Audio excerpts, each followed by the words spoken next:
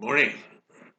So today I just want to give a in-depth video of energy and what it is and how it affects us on a day-to-day basis.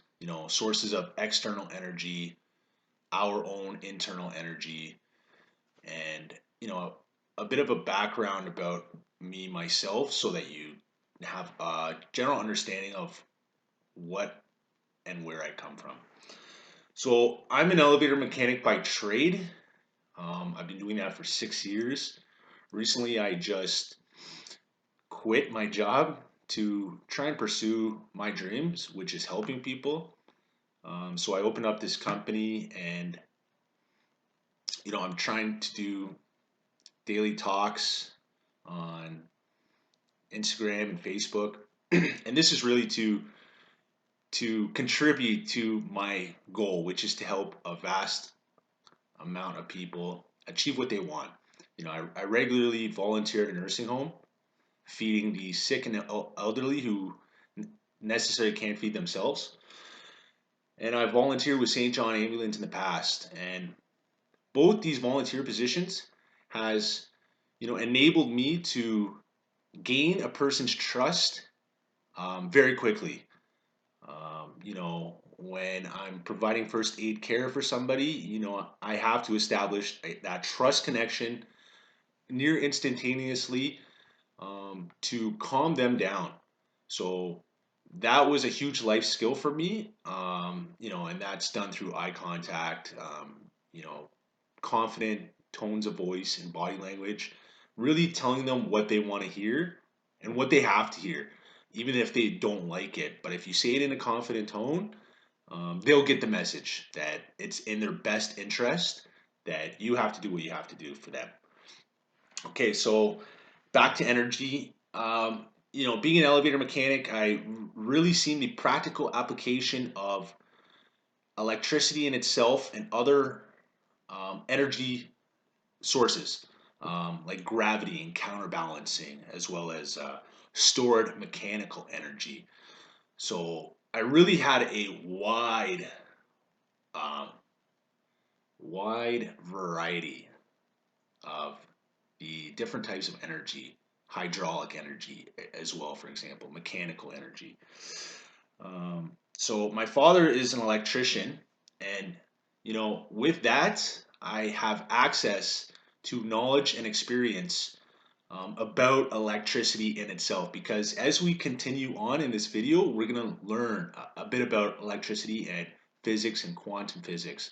This is really the building block of society and the universe. Once we get into it, we'll understand a bit more. But this is a in-depth video to provide listeners and those who may be interested a bit more information into what Luminous coaching is all about. Okay, so um, I said that my father's an electrician and the experience is at my disposal, so I can quickly make a phone call, ask about questions that relate to theory or practical use on devices, um, measuring tools, and really get the information that I need to know to help me in my job, which was an elevator mechanic. Okay, so what is energy? Energy is defined as the ability to do work. Okay, that's cool.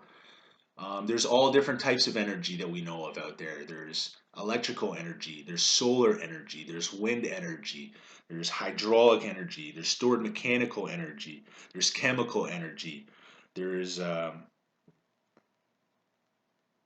did I mention electric? Anyways, back to what I'm saying. So there's so many different types of energy in the world, and this energy consists of building blocks. And these building blocks are atoms. Okay. Now, these atoms are the literal building blocks of everything in the universe. Scientists know that, atoms build this water bottle and water. And they also build the stars in the galaxy. I don't know how they came to that conclusion, but regardless, that's what they figure it out, and that's what they're going with on a theory principle. Okay, so this if this is an atom and those stars are atoms, then how come they look different and they have different properties? It's because each atom is vibrating at a different frequency. Okay, so everything that you see around is atoms vibrating at different frequencies. Okay, so energy cannot be created nor destroyed, only transferred state.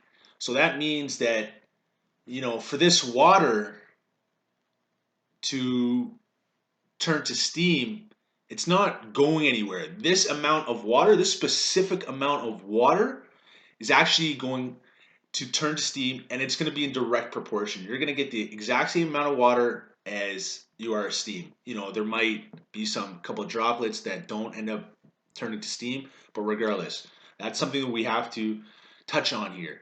That energy cannot be created or destroyed, only transferred state.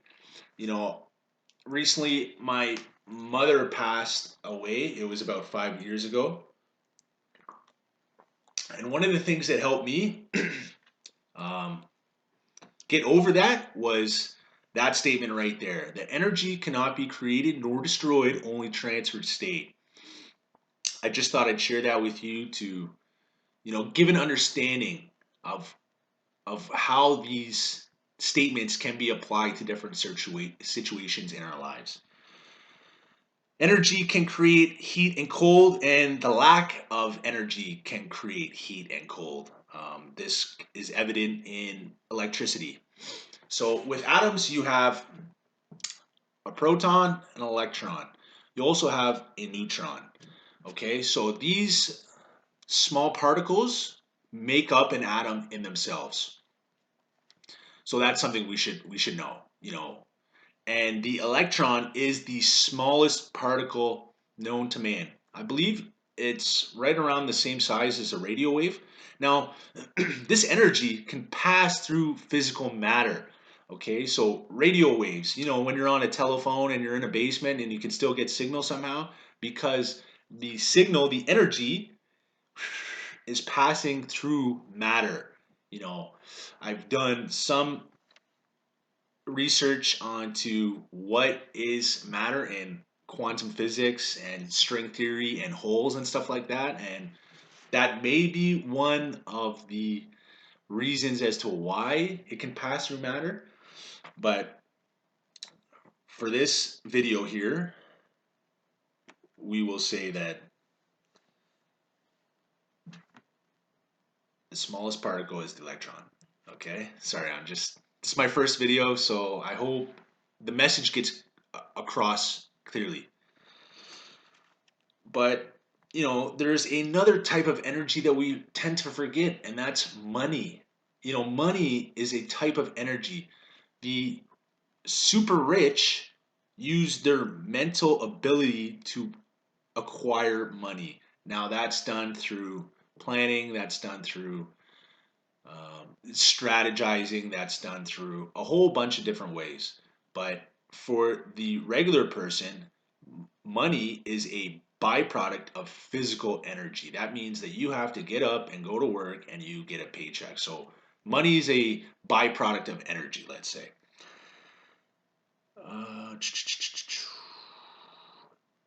Yes. Okay, so energy.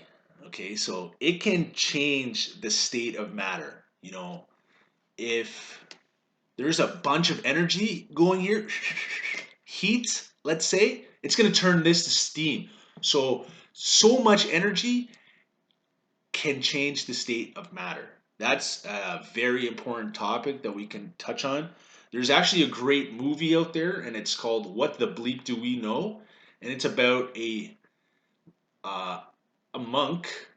He learned to harness his chi energy, and he sent water his energy, and it actually changed the molecule into what looked like a perfect snowflake. So that's the molecule of water in its purest form. And that's what the monk did himself. Okay, so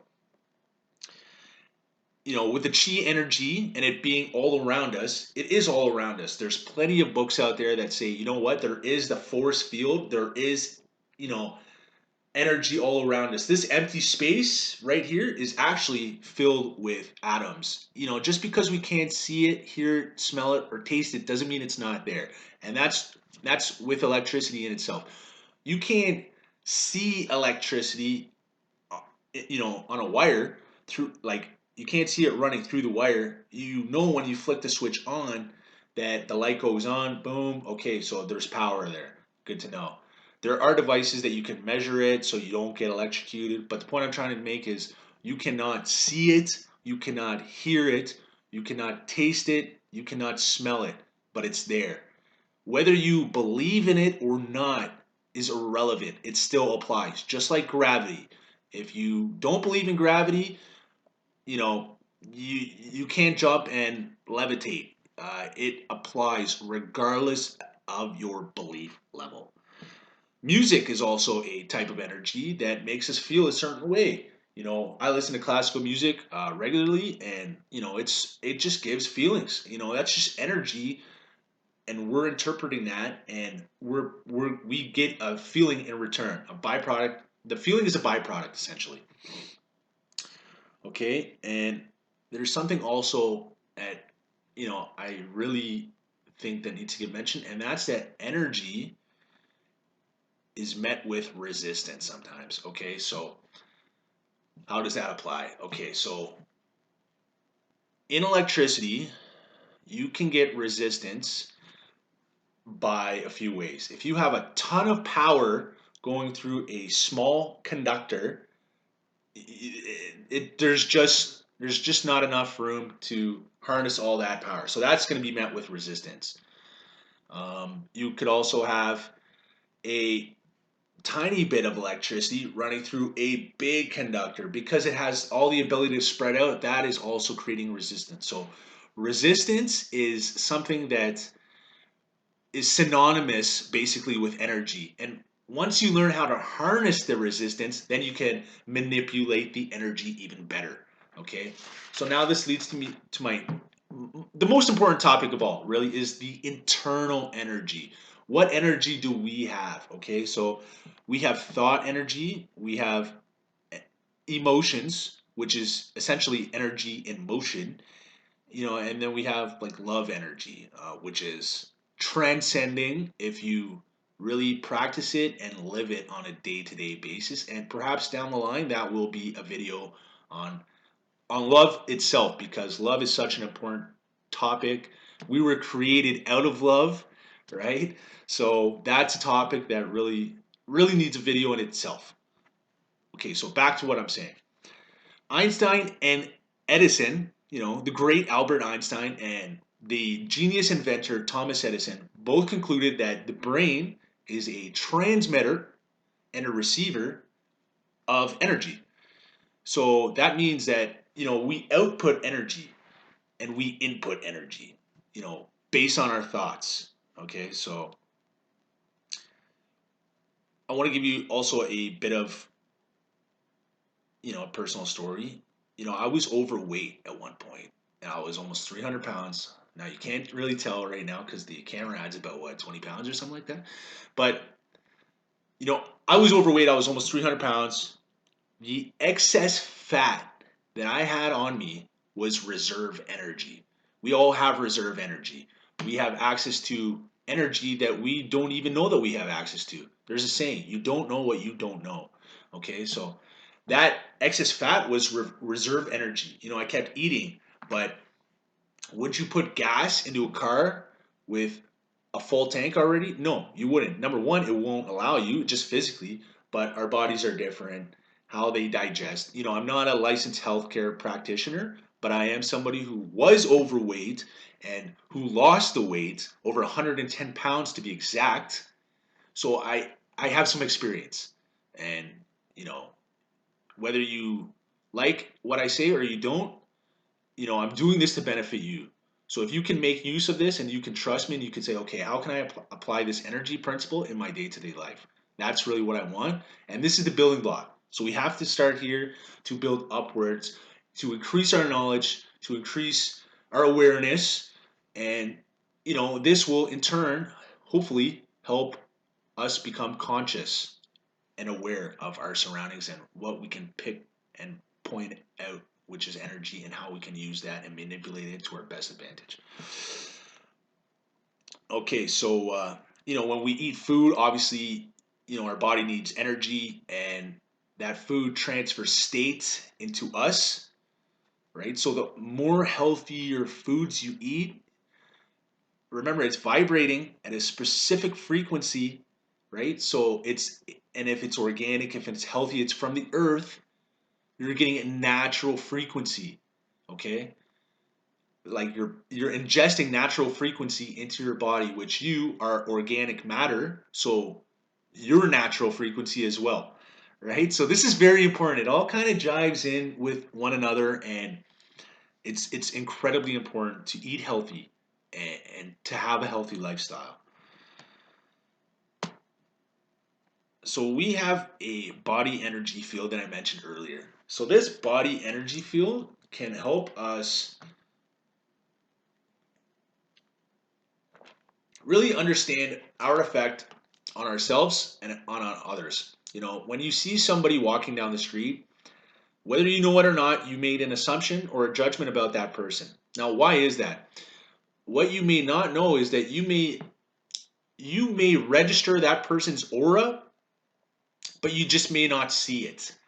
So our eyes, I believe, see or register about 11 million bits of information per second. Now, what you're focused on is going to grab the attention mostly of your brain, and it's going to focus on that. But there's all these other bits of information that you're not focused on. Plus, the eye can only see so much. It can't see the atoms. It can't. So you may see it, your brain may register that person's aura, but your eyes may not physically see it. Yet you've made it a judgment, you've made an assumption already on who this person is based on their body language, based on the energy that they have with them. My energy that I'm saying, that I'm giving off in this video will not be as, you know, um, it won't be as effective as if I were in person, where you could really say, "Oh wow, this guy, he's really giving off his energy." A lot of people give off energy. Sometimes it's lazy. Sometimes it's this. Sometimes there's so many different types of energy out there. People give off their energy. You can really tell when somebody has great energy just because there's vitality in their energy. Okay, so you know when I was overweight, I lost the weight, and this was done because I took action. I had heightened levels of belief. But what really came down to it was mind over matter. Now, this is very important because that's a very, very common statement, when you're trying to achieve something, especially through physical fitness, mind over matter. It's mind over matter. But, with the monk, with the monk changing the frequency of water, it is a natural frequency, I might add. So that might have, you know, that might be a reason why it was done. Whether or not he can change the frequency of something else, I believe it can be done, but there are some who out there who might not believe that that can be done. But regardless, mind over matter. And with the water example, we can even say that mind can control matter. Okay, it might seem a little far fetched, but it is what it is. Okay, and this is done because mind can control matter if we process the information differently. Now, processing information, is done habitually. We've been conditioned since children that this is the way that we process information. We input information. Okay, our brain does something. Boom, and what I see is a door. Okay, it's only in my belief through altered states of consciousness does your mind process information differently. Okay, so what is processing information? It means not taking everything as face value, and your mind will construe based on your perception what that door is supposed to look like. So, it's common that on psilocybin mushrooms, um, you see different things, like different frequencies. Now, it's what I've heard. Okay, so mind perhaps and can possibly control matter. That's a point that we have to make. Okay,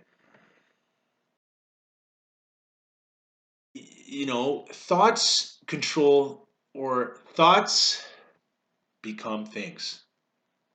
So that can even say, we can even conclude from that point on that mind controls matter. Because if thoughts become things, we're shaping matter. When I was an elevator mechanic, there was plenty of times where I had to fabricate something based on what I imagined. So through my energy and through my hands, the output of energy through my hands were literally my mind creating and molding these pieces of metal to really benefit me. So that's a clear example of mind controlling matter. Okay. I didn't change the state of matter, I might add. I didn't change the state, I just controlled and manipulated matter. Okay. Um, and we, like, the first form of energy that I give off is through my voice, right? Like, you may see the aura, but the first known energy that I give off is my body language and my tone of voice. Right then and there, you're gonna make judgments or assumptions. I'm not saying they're bad judgments or bad assumptions. I'm just saying, I do it myself. When I hear somebody talk, I'm saying, okay, this is how this person holds himself. This is where their energy level is at. Okay. Even hand gestures are a form of energy. Like, and the more positive your energy is, the more you can influence people. Okay, so when I'm focused on me, I'm positive all the time. And I've got goals that I'm trying to set for myself, and when people see that, when people see this energy in motion, this this energy that is dynamic and not static, it's moving, it's not staying put, it's growing, it's not dead, then then you become more influential. You become able to influence people, and with great power comes great responsibility. So you want to influence people to better their lives. I love helping people. It really makes me feel good. And I love seeing when people go from here to here, and it's all through them. And it's all through the individual. So that really is what I'm trying to get. Okay, so one of the things I had an epiphany on was that your energy determines your outcome. Believe it or not, that's true. Regardless if you believe it, it still applies. Okay, and I'll give you an example. There's sayings like it's only negative if you make it negative. So once you get that mindset shift, boom, your perception changes and your energy, you're vibrating at a certain frequency, I might add, that changes. So your energy determines your outcome. If it's only weird if you make it weird. Yeah, and that's your energy determining your outcome. You make it. It's only weird if you make it weird. I might add that I choose my words very, very carefully, and they're very specific because they're the first product of my thoughts. We have an infinite amount of thoughts, and the more specific you are, and the choice of words that you use, engage and like benefit the listener even better. I could use a certain word, but it's not what I'm thinking. So my words are very specific. My examples are very specific. The schedule is very specific. Everything is very specific. I recommend to everybody out there, choose your words very carefully, because you may be limiting yourself in the way you talk. And when you limit yourself in the way you talk, you will eventually limit yourself in the way you act and the way you think. Words and what you speak in existence is incredibly important. So I'll just stress that. That's energy in itself as well, right? So for my last example, okay, this is what we have to know about energy. Based on everything we said, this is my first video, so I apologize if it's out of order, it's out of context. If I digress, I apologize. But here's an example or a metaphor or a simile that we can liken our body to. The body is likened to a vending machine. Energy is the product inside, and the vending machine itself is the body.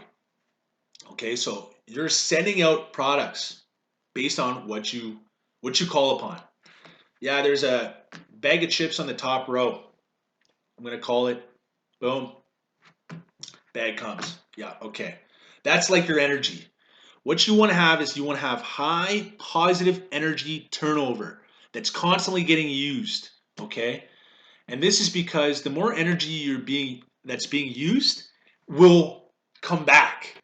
If a product in the vending machine happens to sell out, boom, someone's going to come and replace that product immediately because they're losing money.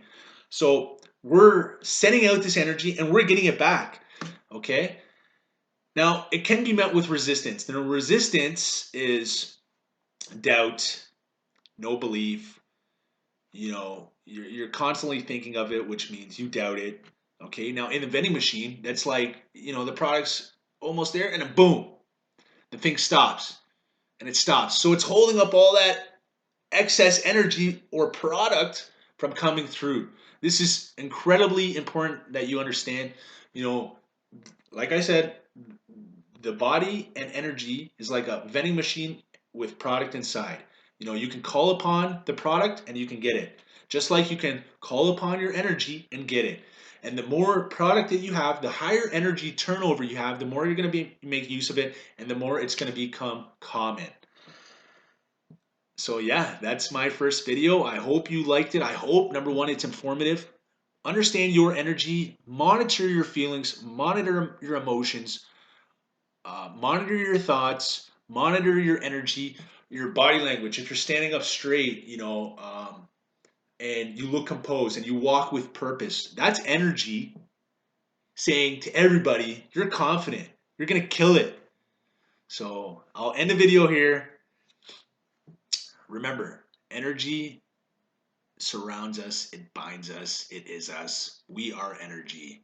We have a mind, we have a body, and we have a spirit. Have a great day.